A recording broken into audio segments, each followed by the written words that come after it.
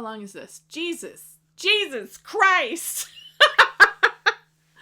Jesus Christ, it's 39 minutes!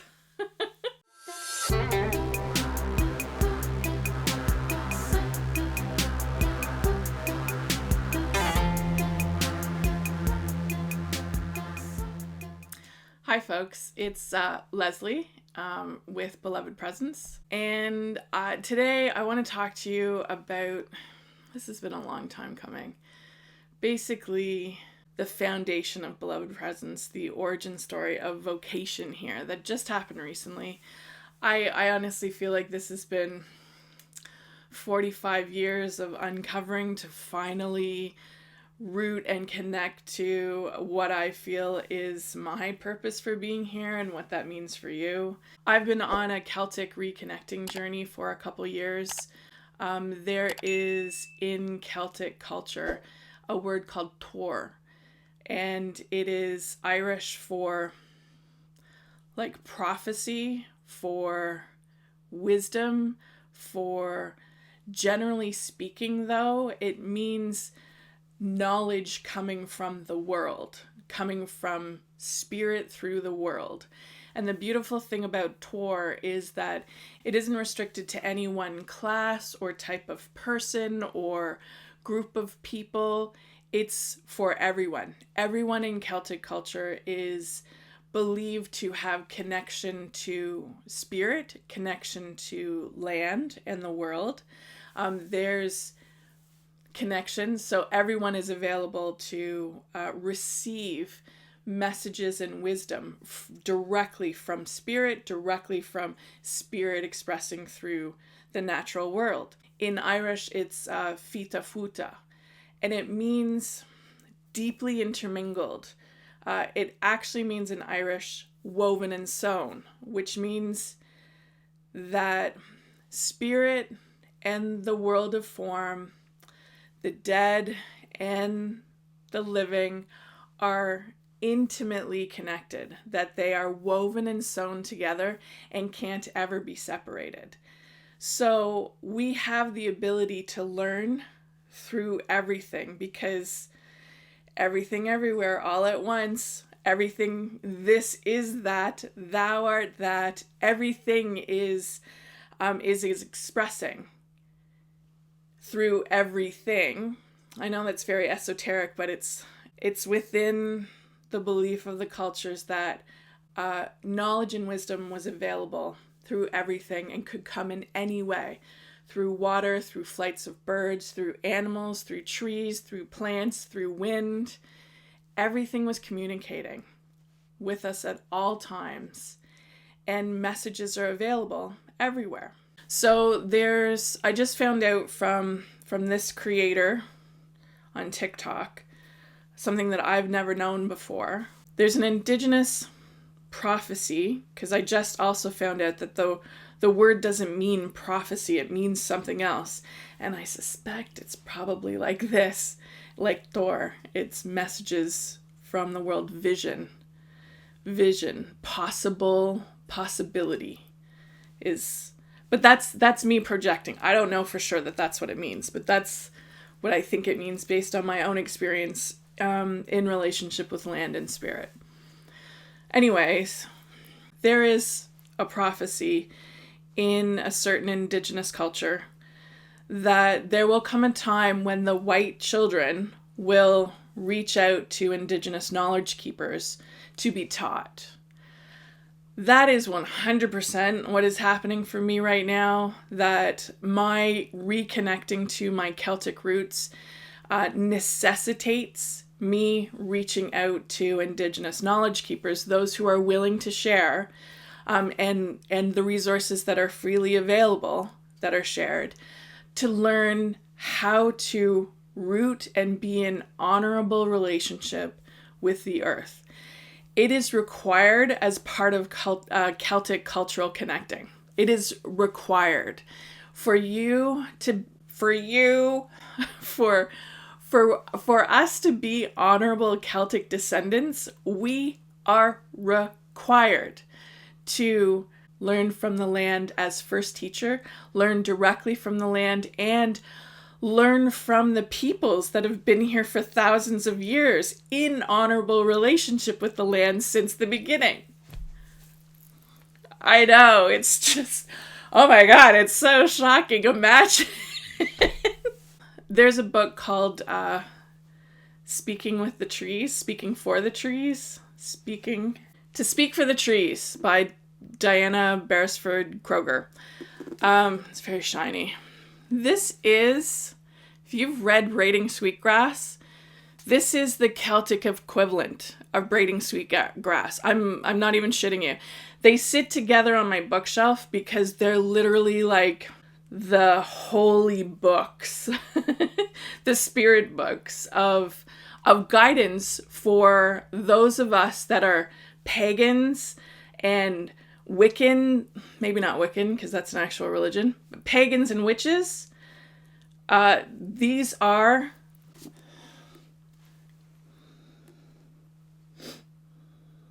if you're a pagan or a witch, these go together. They're like, it's the same knowledge. Different.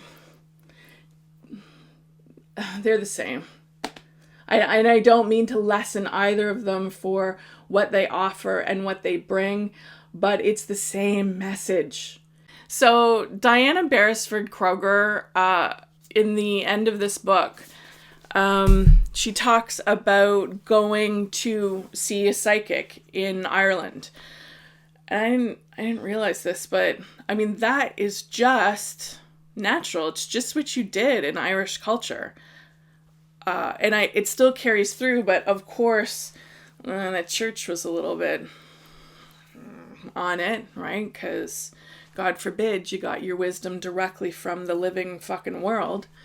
So anyway, she went to have a psychic reading done, and she was told that her wisdom to not waste her time delivering it to the youth of Ireland, to the young people in Ireland, because they weren't interested, which is sad.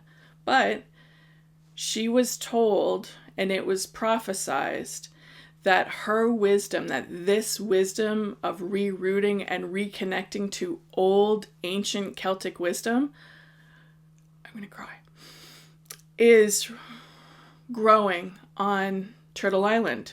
She called it North America, but it's growing on Turtle Island. And like 100%, that's what's happening. And that is what my vocation, what I'm called to spiritually share, what I'm spiritually called to share, is Celtic rooting on Turtle Island. So that's reconnecting to Celtic, pre-Christian Celtic culture and spirituality, and rooting it here on Turtle Island, which changes it. Now it becomes a partnership and a relationship with the existing accord, the existing relationship that this land has with Indigenous people, and has had a beautiful, harmonious, mutually reciprocal, loving relationship for thousands and thousands of years. Our cultural roots, our Celtic cultural and spiritual roots resonate with that strongly. It's not something different.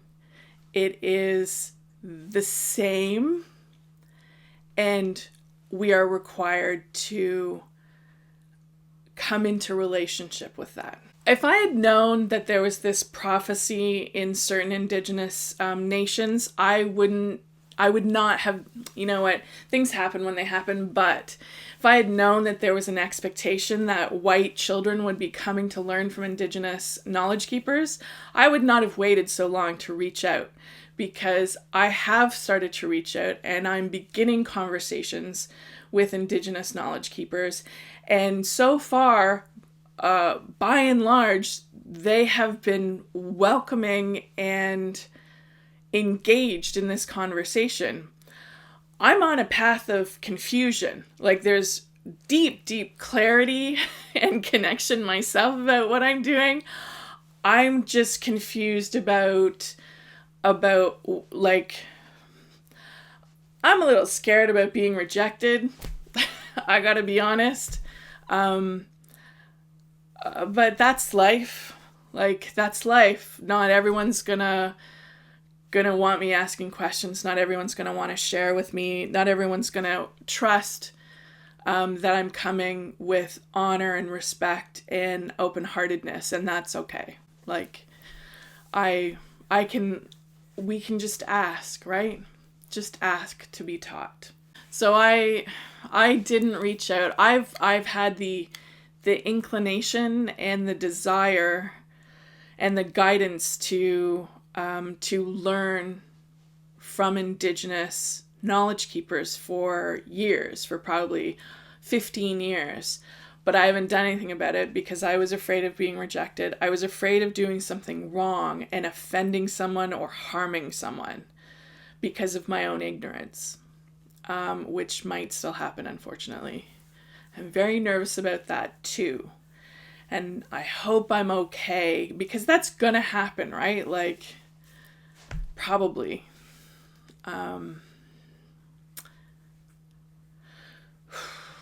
This whole thing is very emotional.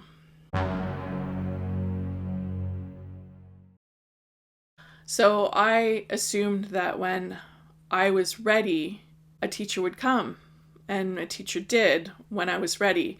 And I think it's really important to say that as European descendants, we are not ready to engage with indigenous knowledge keepers and engage with indigenous accord with land and spirit until we have connected with our own roots. Truly and deeply and heartfelt, spiritly connected to our own roots and our own cultural and spiritual ancestors. And the reason I think it's not suitable for us to engage with indigenous knowledge keepers and indigenous cultural land and spirit traditions and land and spirit relationship is because there's too much of a tendency for us to appropriate as opposed to coming into equal relationship with that that cultural practice and that knowledge and that understanding. Because whiteness, our ancestors who were Celtic were colonized. They were oppressed, and our cultural and spiritual practices were by and large eliminated and replaced with Christianity. We were paid to not teach our children Irish and Gaelic. We were colonized and oppressed. And it was painful, and it was never really healed, because you can't heal when you continue to be dominated. And that's what's happening on Turtle Island, is Celtic peoples that came over here, the Celtic peoples that immigrated, even long after their conversion to Christianity and their acceptance of dominant culture, they came over cut off and brokenhearted. Okay? Our ancestors were brokenhearted and cut off from the roots of nurturing culture and spirit. Which is why a lot of our ancestors turned around and oppressed and dominated the indigenous peoples here. You may have been attracted by the title. I'm not sure what the title of this is going to be, but it's probably going to be The Witches Are on Turtle Island. It may be The Cailleach Are on Turtle Island, which is more specific to me. But all the witchy shit, all the magic witchy shit that we're attracted to, that we resonate with, that we love, that's delicious and spooky, and that's Celtic. That is what's left of our traditional Celtic cultural spiritual practices and resonance.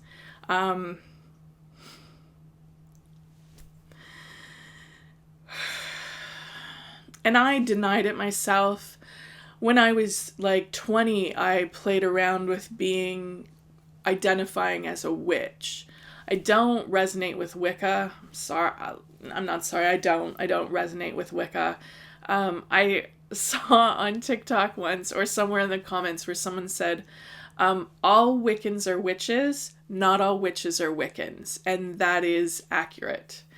I'm definitely a witch. I've been a witch my whole life. When I was in my 20s, I dabbled around with referring to myself as a witch a couple times, and it was quickly and immediately repressed and questioned and resulted in shock. And I have not been great in my life with standing for my truth and my identity in the face of rejection.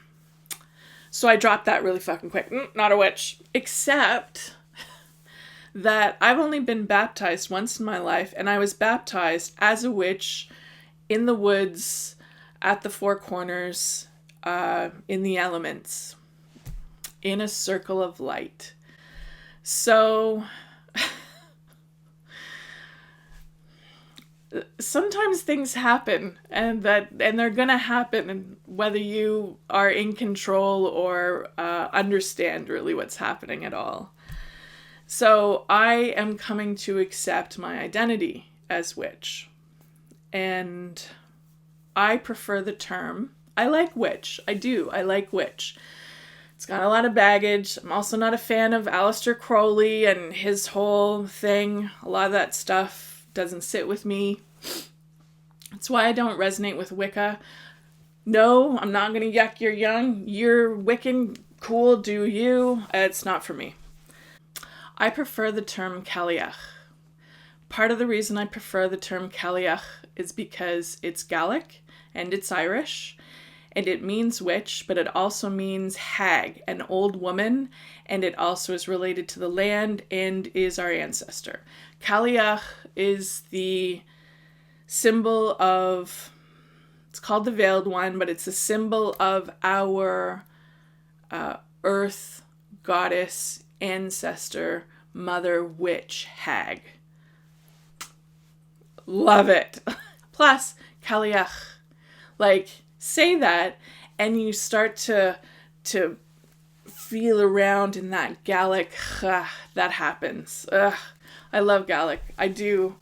I really enjoy Irish as well, but Gaelic gives me more opportunity to have that guttural throat thing that doesn't exist in English at all. So, practice with me. Cailleach, Cailleach, Cailleach. And I think I've got a Canadian accent, but that's fine. So, Cailleach. What I think is happening on Turtle Island right now is Thana Cailleachin Ilan Shalecha. And basically, by the way, I'm open to correction. I'm fucking struggling myself with the language on Google Translate and learngaelic.scot, and I'm struggling with it. I struggle with my pronunciation. I am open to being corrected, but please understand that if you're going to correct me, you need to make it possible for me to replicate the sound. So you need to leave me a video or direct me to an audio. You can't just write it. If you're going to write it, please write it phonetically so that I am able to repronounce it. If you're not willing to do that, don't bother correcting me. I'm not interested. If you're not going to help me say it properly, I'm not interested in your correction. Thana Cailleachin Ilan Shalecha, which basically means the Cailleach are on Turtle Island. And that's what's happening. There is a growing number of Celtic descendants who are on Turtle Island reconnecting to roots.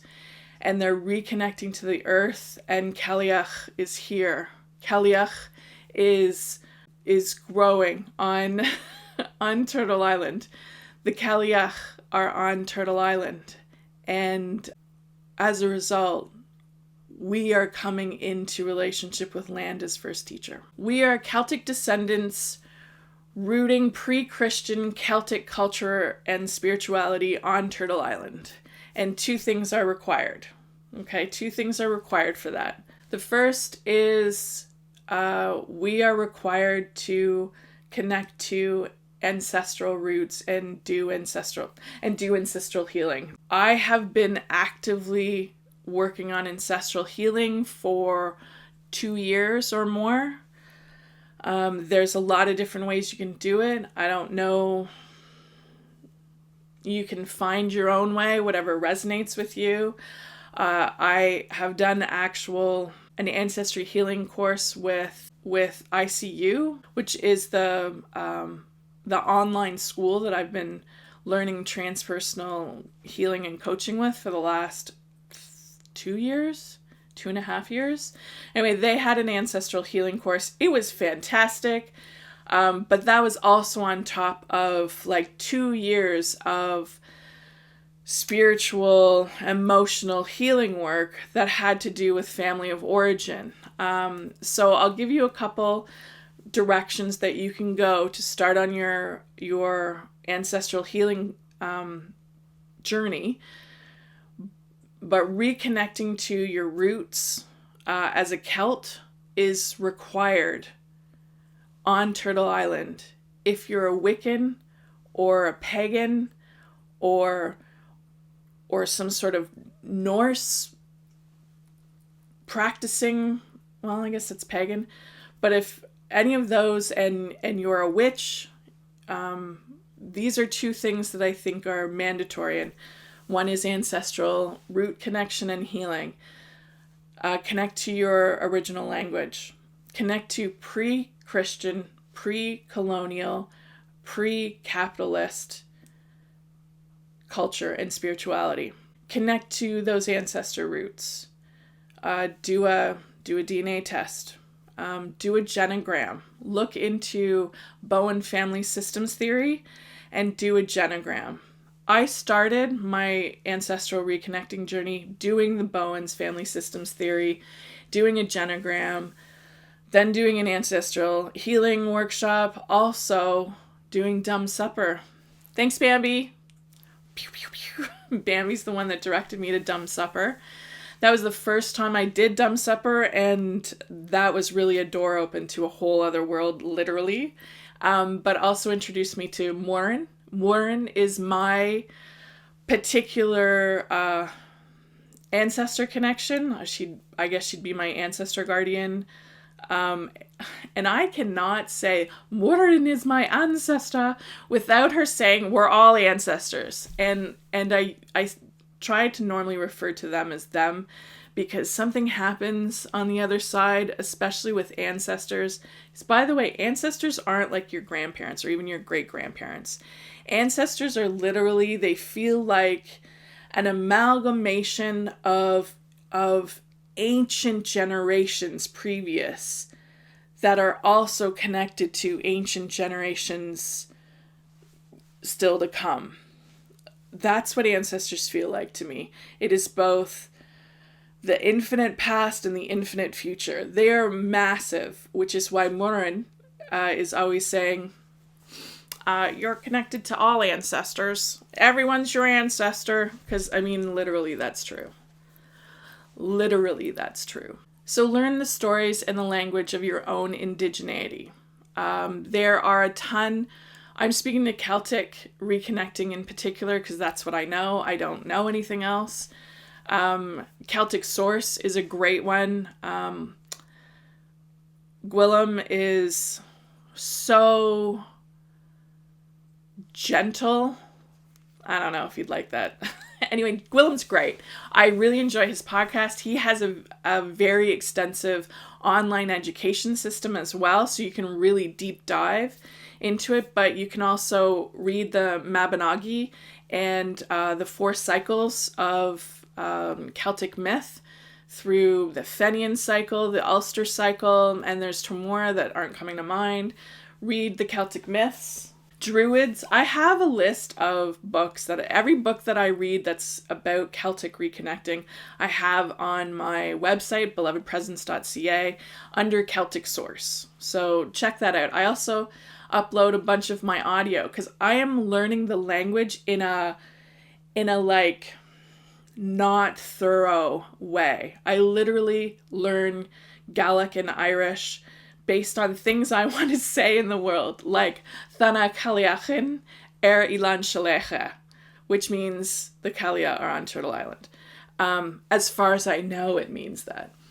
But the words that I've learned to say came originally from this book, and it expanded from there, because the words that Diana Beresford Kroger teaches in her book are words of heart connection to earth, and it is a powerful bridge to bridge you back to your Celtic roots through the love of earth and the love of land and spirit. Mohatiat was the first Irish word I ever learned, and it means sensitivity or basically deep feeling in reference to the earth. The Gaelic word is mochachleg. I love saying that. Mochachleg. Mochachleg. Connect to the language. It will start to change your brain. It will start to change who you are and how you relate to the world. Because our voice is our spirit expressing into the world of form. And your spirit will resonate with the language of your ancestors. My ancestors are thrilled to bits every time I speak Gaelic or Irish in the world. They are thrilled and they are healed to hear the language continue, even in my pathetic little broken way of saying it. And that is one thing that happens, is ancestral healing heals the whole chain. I am claimed by my ancestors, and I claim them in return, and I claim and live and express into the world a part of them that they had to deny. I can express my wild Celtic witchy Cailleach self in the world, and I can practice my ancient Celtic spiritual beliefs in the world, and I can speak them and I can share them like this with you right now, which heals them. It heals them, and it opens that up for the future generations to live that fully, live our authentic expression of spirit in the world without fear. That is not a small thing. I'd like to tell you a little story about Moran. There's a story about Liban in Irish, and it's the story of a mermaid. Moran is a mermaid. Liban is a woman. She was actually a princess. She was the daughter of one of the chief kings in Ireland, and there was apparently a big flood. This is also the creation story for Loch Ness in Northern Ireland, which is where all my people are from, Northern Ireland. And all the people that, no, they're in Scotland. It's like, basically, honestly, all my people come from what was traditionally known as Dalriada. Like, they're all Northern Ireland, Southern Scotland, Dalriada. Anyways, so Liban was, which means pretty woman, so patriarchal. Anyways, Liban was the princess of a king, I don't know who, but there was a great flood. A great flood came and killed everyone in the county and made a big lake, and Liban was trapped in a cave in the bottom of this lake. Survived, I guess, in a fucking water bubble. I don't know what happened. And her only companion was her dog. The story goes she was lonely, and she saw the salmon swimming. She saw the fish and the salmon. Salmon are really big, by the way, to the Irish and to the Scottish. Salmon are key, which again connects us with indigenous nations on Turtle Island. Salmon also important.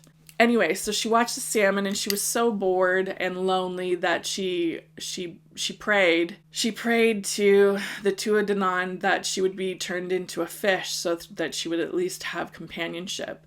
She was turned only half into a fish. Her bottom half, she became a mermaid. she was only turned half into a fish.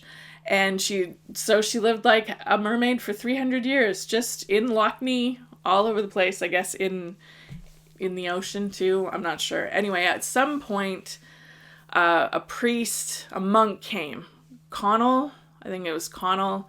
I'll put the proper monkey name here. Connell, because I'm not a big fan. I don't know if it's apparent. Not a big fan of Christianity.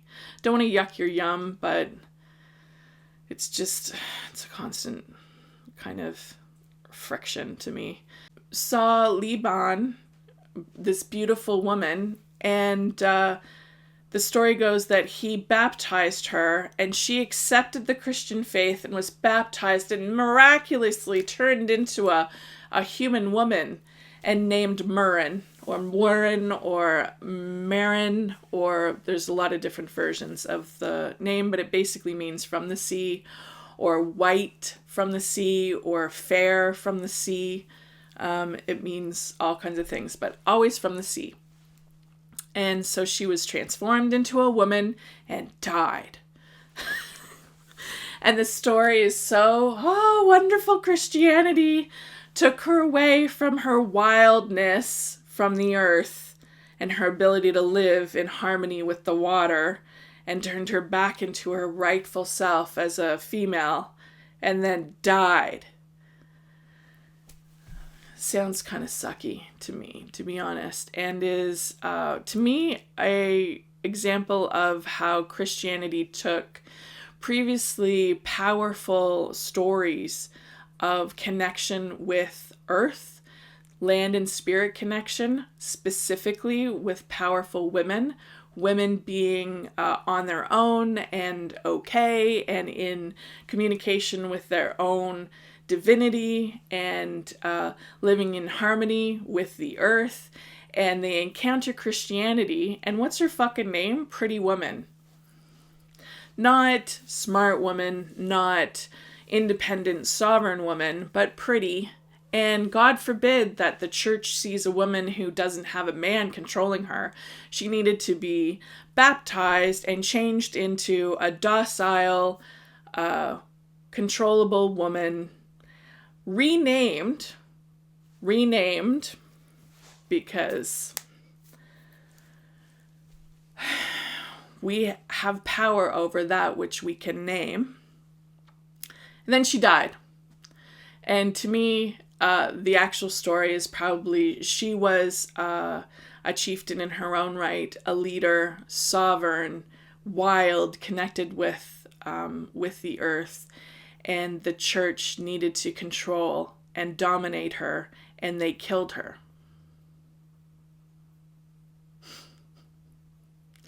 That's the more likely story. And that is who I have as my ancient ancestor guardian, Warren. Thank you. So I'm not surprised that is that is my ancient guardian, because I have struggled my whole life not only with Christianity but with being an unmarried, unmothered.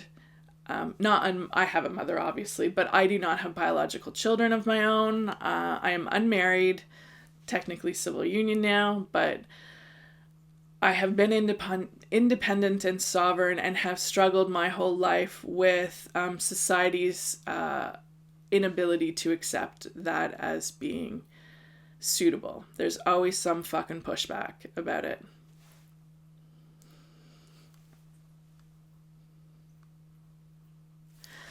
We're going to put a stop to this because this got way, way too long. And I will hit you for part 2 because I'm not done yet. Is anyone surprised? I am not done yet. And I'm not changing my clothes. So I'm going to look exactly the same because I'm going to record this in like 1 minute from now. Thank you for watching. Please click subscribe and like if you like this kind of stuff. Check out belovedpresence.ca for all the other things that I offer. Yeah. Thanks for being here. Please share this if you like it. That helps. Because right now no one gives a shit. Which is fine. All right, so next time. I'll catch you next time. Miigwech merci tapatlat gorumila mahigat wilelin ninanaskamin miigwech meno bamadwazewin. I really struggle on that one still. Thana kaliachin shila. Thana kaliachin ilan shalecha. See you soon.